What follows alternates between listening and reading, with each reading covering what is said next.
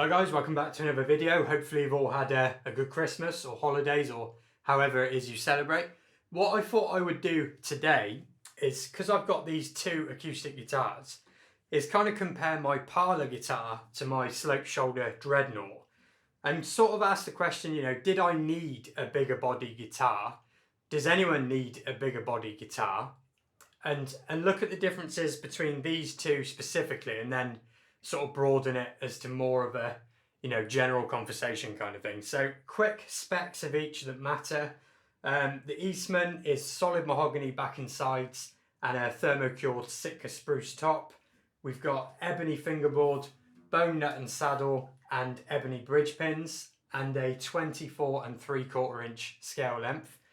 On the Alvarez, we've got solid mahogany back and sides as well, but a solid mahogany top, rosewood fingerboard, still got a bone nut and saddle and the ebony bridge pins, but the scale length of this one is 24, so it's a little bit shorter than this. So we'll do some quick sort of comparisons now, and then sort of start a conversation on, was it worth it for me? Is it worth it for someone else to kind of chase the differences?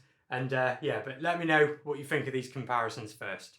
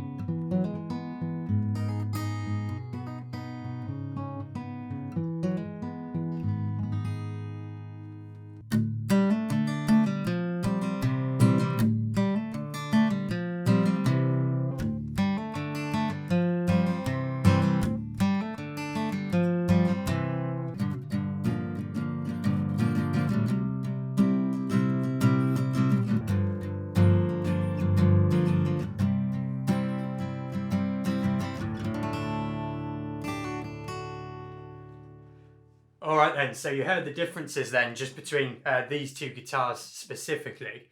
So just talking about these for a sec, like in the room, believe it or not, the Parlour guitar is actually louder than the slope shoulder.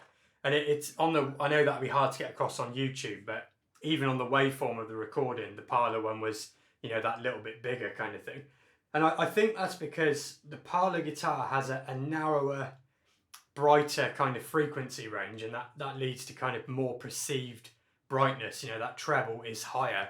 And the Eastman is a much more kind of mellower, kind of less brash kind of sound sort of thing. But the Eastman has a lot more dynamic range. This thing, if you start playing the Parlour kind of too hard, you don't get more volume, you just get more I don't know, kind of like a natural compression, distortion. It just sounds like something being beaten up, whereas this thing will keep projecting the harder you hit it. And it's, as someone who plays electric pretty much exclusively kind of thing, you know, I'm still very much trying to get better at acoustic.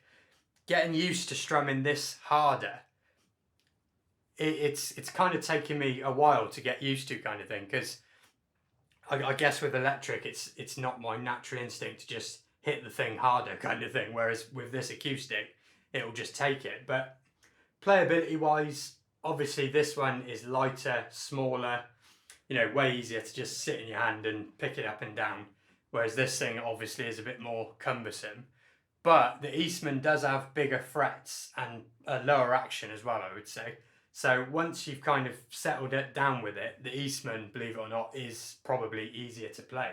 But let me know kind of what you thought of the, you know, the differences between these two guitars. And one of the main reasons I said that I got this guitar to kind of go with that one is I wanted something that had more kind of dynamic range, more of a fuller, warmer sound. And comparing them directly, I definitely think that's the case. And with the Parlour being brighter, that's why on the intro I kind of mixed them both together. You had one on the left and one on the right. I can't remember which, but one left, one right. So through a phone you won't get it, but through headphones you'll hear the split. But I think they actually pair really, really nicely together. And I don't know, like, again, being more of an electric player, I thought, you know, I've got my small body guitar and my big body guitar and that's it. But since I have taken this to my friend's house and he's got a Martin HD28, I'm 95% sure it is. And that thing compared to this is like as different as these two. So I guess much like in my electric guitar world, with acoustics, as long as you kind of have an ear for what it is you're trying to achieve from a guitar, there is so many differences even between, you know, similarly sized guitars. And it got me thinking, like, what's more important, the size of the guitar or the materials, you know, the back and sides, whether it's mahogany top, Sitka top, Adirondack top, walnut top, Koa top. There's all of these differences. And if you're kind of sat there wondering, should you get another acoustic guitar or something different to your current one, I would say, look, you know, as long as you know what it is you're looking for from it, and you know where and what recipe makes what that is, I would say go for it. And for me personally, for sure, it'll be a long time before I get another acoustic. But like I said, comparing this to my mate's Martin and then kind of, you know, learning and trying to get better at playing acoustic, I can definitely see me starting to, you know, pay more attention to the differences sort of thing. So let me know what you think and what your favourite acoustic type is, because as I say, they are so different. That's before you even get into, you know, the age of the guitar, whether it's a 60s Echo Ranger or, I don't know, anything, you know. So there's a whole tin of beans to be opened here, much like there is in electric guitars. So let me know what you think, and I will catch you again very, very soon.